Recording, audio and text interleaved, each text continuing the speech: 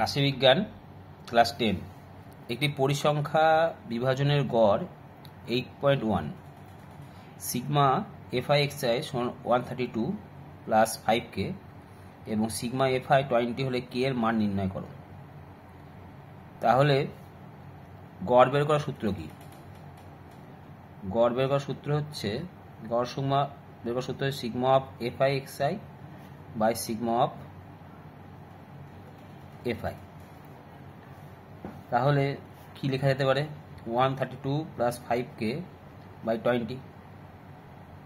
অতএব প্রশ্ন অনুযায়ী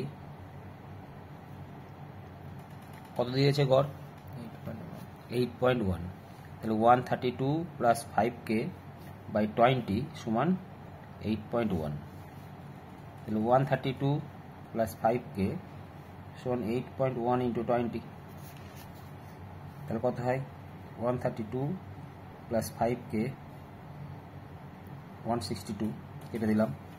তাহলে 5k সমান 162 মাইনাস 132, 5k সমান 30 বা k সমান কত?